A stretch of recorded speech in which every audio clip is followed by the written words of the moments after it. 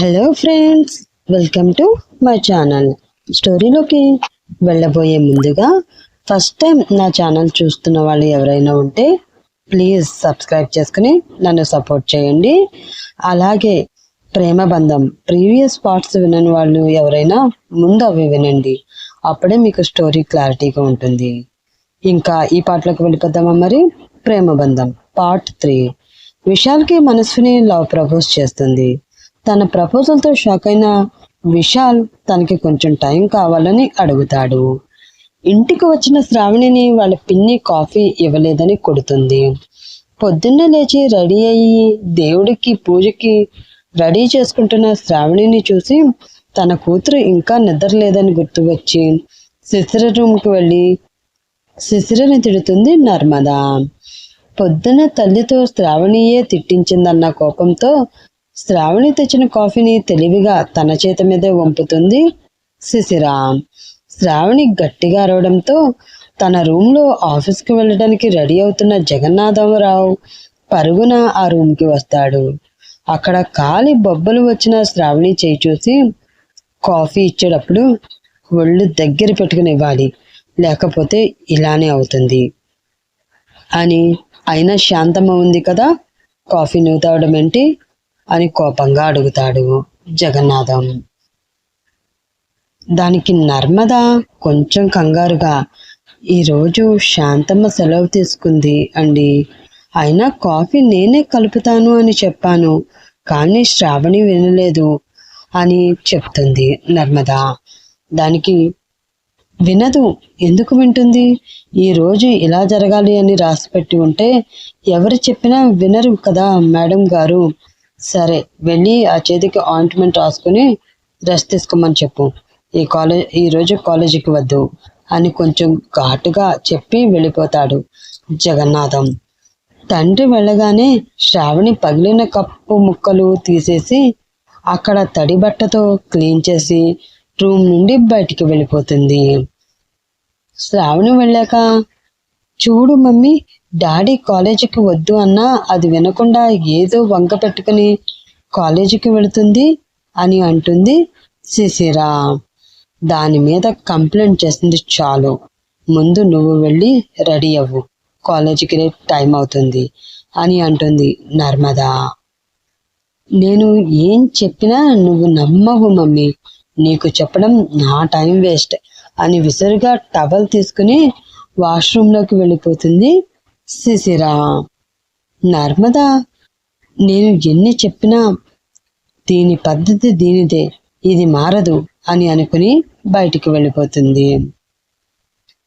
నర్మద హాల్లోకి వస్తుండగా శ్రావణి కాలేజ్ బ్యాగ్తో బయటికి వెళుతూ కనిపిస్తుంది. శ్రావణి, ఎక్కడికి వెళుతున్నావు అని కొంచెం సందేహంగా అడుగుతుంది నర్మద. కాలేజీకి పిన్ని అని అంటుంది శ్రావణి. మీ డాడీ కాలేజీకి వెళ్ళొద్దు, ఇంటి దగ్గర ఉండి రెస్ట్ తీసుకోమన్నారుగా అని అంటుంది నర్మద. లాస్ట్ సెమిస్టర్ కదా పిన్ని, క్లాసులు మిస్ అయితే కష్టమని వెళుతున్నాను అంటుంది శ్రావణి. సరే వెళ్ళు, లంచ్ బాక్స్ సిజర్తో పంపిస్తాను అని అంటుంది నర్మద. నేను లంచ్ ప్రిపేర్ చేసేసాను పిన్ని, సిసరికి కూడా బాక్స్ పెట్టాను, ఇంకా వెళ్ళి వస్తాను అని చెప్తుంది శ్రావణి. అంటూ శ్రావణిని ఏమాత్రం పట్టించుకోకుండా రూమ్లోకి వెళ్ళిపోతుంది నర్మద. విశాల్ జాగింగ్ పూర్తి చేసుకుని ఇంటికి వచ్చేసరికి డైనింగ్ టేబుల్ దగ్గర అమల, నాగేశ్వరరావు గారు కూర్చుని టిఫిన్ చేస్తూ కనిపిస్తారు. హాయ్ డాడ్, గుడ్ మార్నింగ్ అంటూ విష్ చేసి టేబుల్ దగ్గరికి వెళ్తాడు విశాల్. గుడ్ మార్నింగ్ రా, జాగింగ్ పూర్తయిపోయిందా అని అడుగుతారు నాగేశ్వరరావు. హా డాడ్, అయిపోయింది అని అంటాడు విశాల్. ఓకే, మరి నెక్స్ట్ ఏంటి అని అడుగుతారు నాగేశ్వరరావు. ఏముంది డాడ్, ఫ్రెష్ అయ్యి టిఫిన్ చేసి కాలేజీకి వెళ్ళడమే అని అంటాడు విశాల్. దానికి తినే ఇడ్లీ ముక్క ప్లేట్లో వేసి, బంగారం ఇప్పుడేంటి అని నిన్ను అడగలేదురా, లైఫ్లో నెక్స్ట్ ఏంటి అని అడుగుతున్నా అని అంటాడు నాగేశ్వరరావు. ఓ అదా డాడ్, ఇంకా ఏమీ అనుకోలేదు, చూడాలి అని అంటాడు విశాల్. ఇంకా 3 monthsలో స్టడీస్ కంప్లీట్ అయిపోతాయి కదా, ఇంకా ఏమీ డిసైడ్ చేసుకోకపోవడం ఏంటి? ఫ్యూచర్ ప్లానింగ్ అంటూ ఉండాలి కదా అని కొంచెం కోపంగా అడుగుతారు నాగేశ్వరరావు. దాని గురించి పెద్దేమీ ఆలోచించలేదు డాడ్. హయ్యర్ స్టడీస్ కోసం ఫారెన్ వెళదామని అని అనుకుంటున్నాను. ఆ విషయం చెప్పడంతో అమల, నాగేశ్వరరావు ఒక్కరి మొహాలు ఒకరు చూసుకుంటారు. గుడ్ ఐడియా విశాల్, కానీ నువ్వు వెళ్ళిపోతే మేము నువ్వు లేకుండా ఉండగలమా అని అడుగుతాడు నాగేశ్వరరావు. 2 years కదా డాడ్, ఎంత కళ్ళు మూసి తెరిచేలోగా అయిపోతుంది అని అంటాడు విశాల్. అది కాదు బంగారం, నువ్వు లేకుండా 2 years కాదు కదా, 2 days కూడా మేము ఉండలేమురా. అది నీకు కూడా బాగా తెలుసు కదా నాన్న అని ప్రేమగా చెప్తుంది అమల. మమ్మీ, నీకు నేను లేకపోతేనే ఆ దెయ్యం ఉందిగా, ఈ 2 years దాన్ని చూసుకుని హ్యాపీగా ఉండు అని వెటకారంగా అన్నాడు విశాల్. ఏంటి కన్నా అలా అంటావు? అదంటే నాకు జాలి ఉంది, కానీ నీకన్నా అదేమీ నాకు ఎక్కువ కాదు కదా అని బొంగమూతి పెట్టుకుని అంటుంది అమల. మళ్ళీ అమలనే మాట్లాడుతూ, మాకు ఒక్కగానొక్క కొడుకువిరా నువ్వు, నిన్ను చూడకుండా ఏ రోజైనా ఉన్నామా మేము అని ప్రశ్నిస్తుంది. దానికి విశాల్ అమ్మ దగ్గరికి వెళ్ళి గట్టిగా హత్తుకుంటూ, ఏదో సరదాగా అన్నాను మమ్మీ, దానికి నువ్వు బొంగమూతి పెట్టకు మమ్మీ ప్లీజ్ అంటూ బతిమలాడుతూ ఉన్నాడు విశాల్. నువ్వేమీ నన్ను కాకా పట్టద్దు, కానీ ఫారెన్ గీరన్ వద్దు, ఇక్కడే ఉండి శుభ్రంగా డాడీ బిజినెస్ చూసుకో, మంచి అమ్మాయిని చూసి పెళ్లి చేస్తాను. సంవత్సరం తిరిగేసరికి ఒక మనవడునో మనవరాలునో ఇచ్చావే అంటే వాళ్ళని చూసుకుంటూ నేను డాడీ రిలాక్స్ అవుతాము అని చెప్తుంది అమల. దానితో నాగేశ్వరరావుకి ఫేస్లో ఫీలింగ్స్ ఒక్కసారిగా మారిపోతాయి. విశాల్, నిన్ను నేను ఒకటి అడగాలి, నిజం చెప్తావా అని అడుగుతాడు అతను. దానికి విశాల్, అడగండి డాడ్, చెప్తాను అని అంటాడు. నువ్వు శ్రావణి డేటింగ్లో ఉన్నారా అని అనుమానంగా అతన్ని చూస్తూ అడుగుతాడు నాగేశ్వరరావు. ఆ మాటతో విశాల్కి పట్టరానంత కోపం, పట్టరానంత నవ్వు వస్తుంది. గట్టిగా నవ్వుతూ, ఏంటి డాడ్ పొద్దున్నే జోక్స్ వేస్తున్నారు? డేటింగా? అది ఆ శ్రావణి తోట? మనిషి అన్నవాడు ఎవడైనా దాంతో డేటింగ్ చేస్తాడా అని అంటూ, ఓకే డాడ్, టైం అయిపోతుంది, నేను వెళ్తాను అని చెప్పి రెడీ అవ్వడానికి తన రూమ్లోకి వెళ్ళిపోతాడు విశాల్. విశాల్ వెళ్ళగానే అమల, ఏంటండి వాడిని అలా అడిగేశారు అని అడుగుతుంది.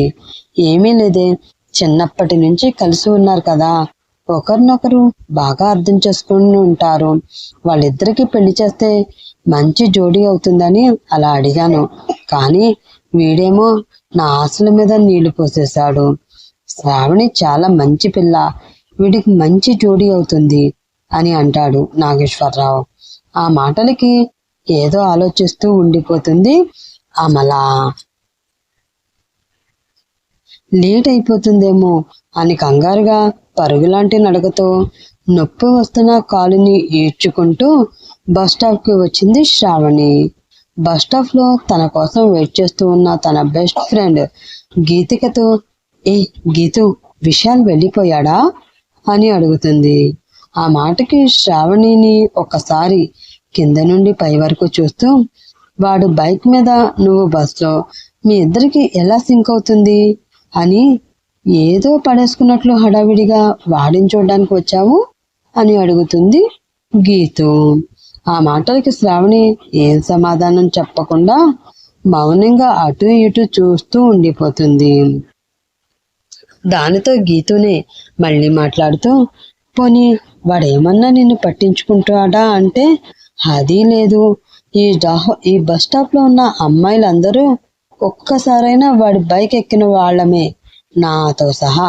కానీ నువ్వు బైక్ ఎక్కడం కాదు కదా, కనీసం వాడి బైక్ కూడా ఎప్పుడు టచ్ చేసి కూడా ఉండవు అని అంటుంది. అబ్బా ఉండవే అని విశాల్ కోసం ఎదురు చూస్తూ ఉంది శ్రావణి. విశాల్ బైక్ దూరంగా కనిపించగానే వెంటనే వచ్చేస్తున్నాడు అని గీతు చేపట్టుకుని ఫాస్ట్ గా వెళ్ళి అక్కడ ఉన్న బెంచి మీద కూర్చుంటుంది శ్రావణి. అక్కడికి వచ్చిన విశాల్ అక్కడ ఉన్నవారు అందరినీ ఒక్కసారి చూసి ఈ రోజైనా శ్రావణి బైక్ ఎక్కడ ఎక్కమంటాడేమో అని ఆతృతగా చూస్తుంది. విశాల్ శ్రావణిని చూసి కూడా చూడనట్లు శ్రావణి వెనుక నిలబడి తననే చూస్తున్న మనస్విని, మను కాలేజ్కి కదా రా, నేను డ్రాప్ చేస్తాను అని అంటాడు. ఆ మాట కోసమే ఎదురు చూస్తున్న మనస్విని హా విశాల్ వస్తున్నా అని గెంతుకుంటూ వెళ్ళి అతని బైక్ ఎక్కింది. మను అని ముద్దుగా విశాల్ మనస్విని పిలిచేసరికి ఆమెకి ఒక్కసారిగా గాల్లో తేలిపోయినట్లు అనిపిస్తుంది. అది చూసిన శ్రావణి మొహం చిన్నపోయింది. శ్రావణిని గమనించిన Geethu it's okay Shravani, light తీసుకో అని అంటుంది.